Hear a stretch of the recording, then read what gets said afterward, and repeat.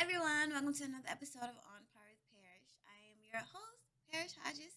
Today, my special guest is actor and author Xavi de Guzman. Hi, Hey, how are you? I'm doing all right. Thanks for having me. You're very welcome. So, you are a man with many talents. I mentioned that you're an actor and you're also an author. And today, we're going to be talking about your new children's book, Peeled Fruit. So, tell us a little bit about it. So the book is called Peeled Fruit, and it is a Filipino story. And as much as it is a Filipino story, it also resonates with a whole bunch of other cultures that typically island cultures as well, those in the tropics. But it's about a mother's love language of peeling fruit, specifically mango for her baby. Um, and it's pretty much just, I guess, a reflection of my childhood and my development into adulthood and what I perceived that action to be. So as simple as the gesture was, like, I didn't really notice it um growing up, what that gesture could possibly mean, where my mom would always have peeled fruit at the ready. And even to the point where it's like I wouldn't eat the fruit if it wasn't peeled. And so growing up and then moving out and then just realizing, and my friends would comment on it, where it's like whenever we'd hang out or whatever, and then I would have peeled fruit and then offer it to them, and they'd be like, nobody's ever peeled fruit for me before. And it's like, it's something that just resonated, where it's like, it's something that was done for me and I didn't even ask for it. And what could it mean at a deeper level? Now, growing up African American, I kind of somewhat have the same experience. Like my mother and I, like we didn't. I don't remember us peeling fruit, but I remember us like shelling peas. Mm. And I remember with like every holiday dinner, I would have to wash the greens or like help pick the chitterlings, which I do not like. But so You don't like chitlings? Yeah, I love. I do, but at the same time, I don't. Like I can eat them, but it's not like I love them. Mm. But I'll do a whole bowl full of just that. put hot sauce on them. Yeah. So yeah, I somewhat know what you're going through with the fruit and stuff like that. So Hmm. pretty much what you went through in your childhood inspired you to write this book, right? Yeah, yeah. So yeah, that's pretty much that, is like just my own experience and speaking with other people about it. And when I was writing the book and telling them about it, everybody also seemed to have a similar experience, like how you were just mentioning. Yeah, that's really cool. That's not something that people really think about. Yeah. Wow, you writing this book, it just really makes me think back to my childhood and just being in the kitchen with my mother. The first thing I ever cooked was like biscuits, and I was like so happy. Yeah, yeah. Like the even that alone, like there's something very spiritual when it comes to that connection over cooking, over food. And it's something that we don't think about, especially when we're kids. And to the point where even when we're adults, it's still something that a lot of people don't kind of recognize. And I'll even affiliate it to the point where everybody wants to eat out as opposed to just staying in and cooking for themselves. And nobody really takes the time to understand that preparation side of things and what that could mean when it comes to communicating with somebody else how much you love them.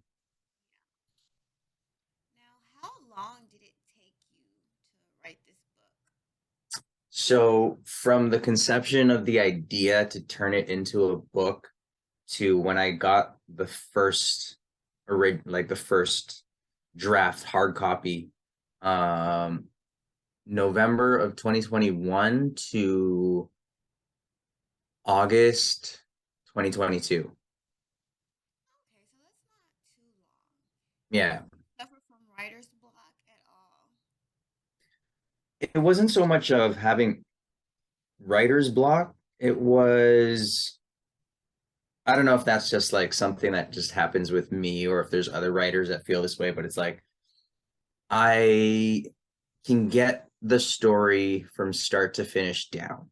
Um, I'm very horse with blinders on when it comes to completing a particular project first. Because if I get sidetracked, then it's like all of a sudden now it can take forever to complete it. But it's like if I get an idea, I kind of just want to block out the rest of the world and just write. So I'll write everything, I'll get it done. But then now it's translating what I've written and editing what I've written that made it hard, especially for this, because it's like I'm writing when I first wrote it, I wrote it originally as a screenplay for a short film. Like I was eager to do like a short animated film for this. And then when I wrote it and I had the thought that this could really connect with children as well on another level when it's written into a book form, I decided to then change that completed idea that was a script into a kid's book. So it's like not only translating into a book, but then translating the language and the verbiage to what would attract a child. That's where I found the difficulties. So it's like the writing it, I'm fine, but then it's the editing process that's just that's more arduous to me. I could definitely see it as like a short film. At first, I was thinking maybe like an animated show, but I think a short film would be much better. Yeah, yeah. Hopefully we'll see. Fingers crossed. Like that's still I wouldn't mind turning this into a short film. Mhm. And I know you also talked about like growing up. You're a Filipino, correct? Yes. So I know you said growing up it was hard identifying as Asian because you weren't like Chinese, Japanese, or Korean. And it's Mhm. something that I think about, all the time. On TV, when you see Asian representation, it is mostly like Chinese people. And sometimes, let's say, it could be like a Filipino character, but like a Japanese person may be playing them. Like they do like Yeah. I don't know the term, but you get what I'm saying. And it's like Yeah. representation, like it matters. And there's Yeah. more than Chinese, Japanese, and Korean. You have the Filipinos. You also got Indians, which a lot of people, when you think of Indians, you don't think of Asian. But Yeah. Indians, they are Asian. Mhm. And you have Laotian and Thai. There's just so many other different types of whether it's like Asian, Latino, Black, Caribbean, Yeah. whatever. There's just so many other different cultures out there, and we all need representation. Oh, for sure. Yeah, 100%. I'm I would say it's a little bit better, but we still have a long way to go. Oh yeah, no doubt. I agree. Yeah, because even me as a black woman, yeah, there is black representation, but they're usually not my skin tone. They're usually Mm, like fair skin with like loose curly hair, and I want to see some dark chocolate on the screen. Like, can I see someone who looks yeah. like me? So I get what you're saying. Like, I totally Like understand even you. even respectfully to that, where it's like personally, I think racism is doing a good job of stopping people from recognizing the real issue, where I believe that colorism is more harmful than racism. Where when it comes to representation now too, it's like even within the black community, because I grew up around a lot of Africans and West Indians, and I hear the commentary that comes from it, where unfortunately light skin is good, dark skin is bad, Yeah. and that's the conversations that's happening within the communities themselves. So it's like you can't even blame white people for that. Like that's just ingrained in the mind of people of color, where it's the same in Filipino culture too, where it's like we have a massive skin bleaching industry because people believe that to be fair skin is better.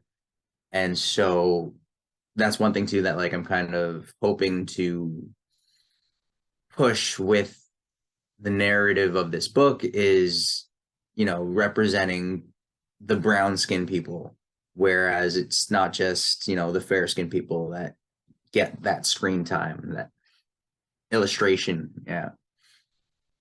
I agree with you 100% on everything you just said. So, okay, tell us about the Play On Foundation. Yeah. So the Play On Foundation is a charity that me and my friends started up, and it focuses on neurological research for brain aneurysm development and prevention, more specifically.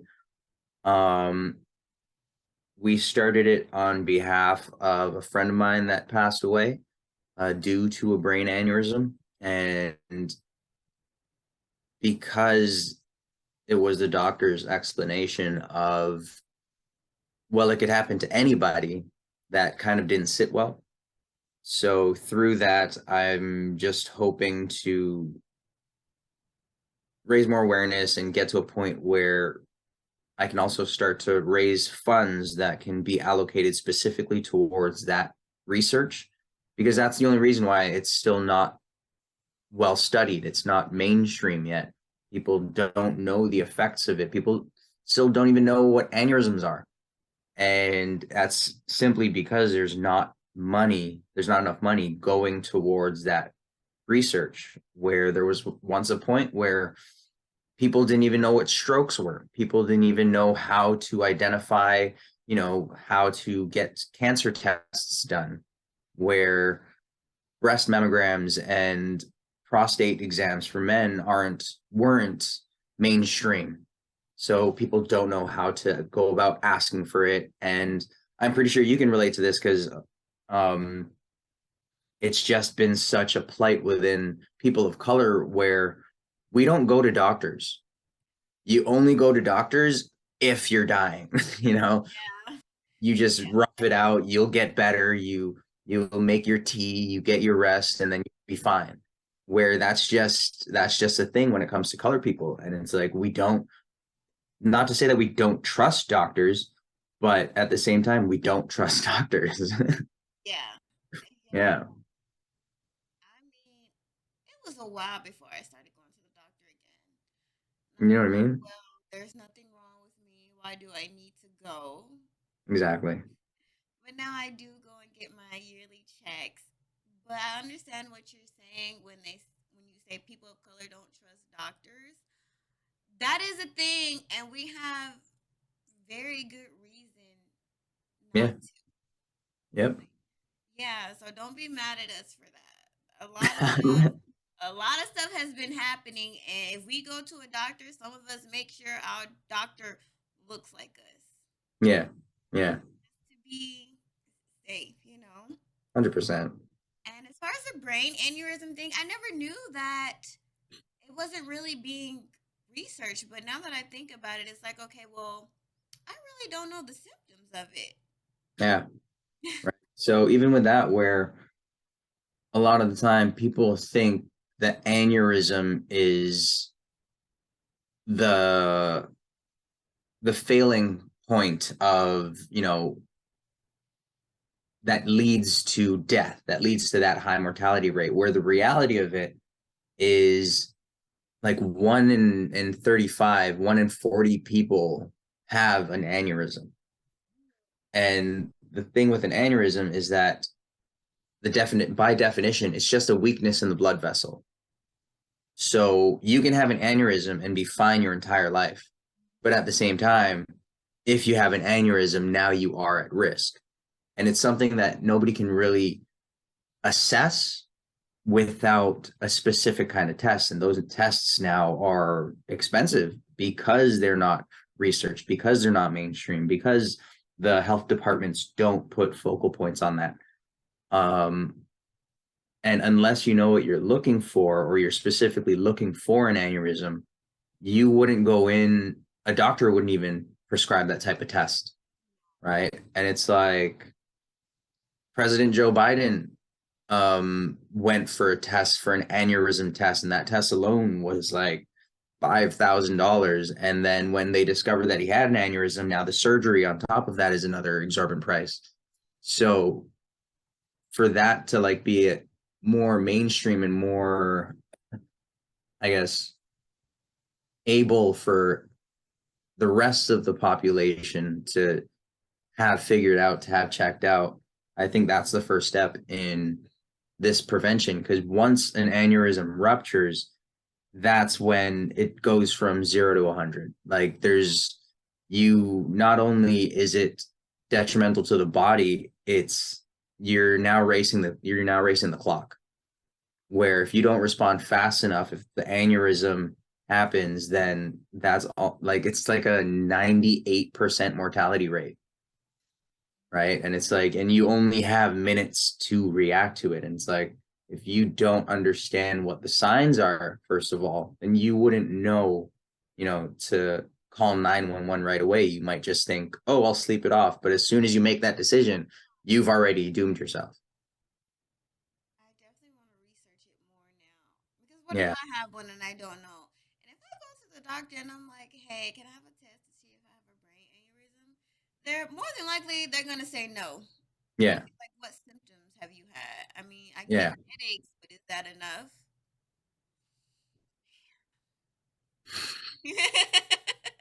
Exactly. Because, like, if you have an aneurysm, or even if you don't know if you have an aneurysm, all of a sudden you're put at risk when you're in certain situations, when you live certain lifestyles. If you play sports, and especially if it's an impact sport, you're more at risk. If even if it's not an impact sport, say you're playing basketball and somebody throws the ball and it hits your head, that trauma makes you more susceptible. Um, if you had a trauma as a child, let's say, you fell bad or your parents dropped you on your head, then that makes you more at risk. And also if you are stressed, which here in North America, we live very stressful lifestyles, an Yeah, increase in blood pressure can also make that aneurysm more susceptible to rupture. So it's like there's just so many things, so many factors that this needs to be taken into more consideration.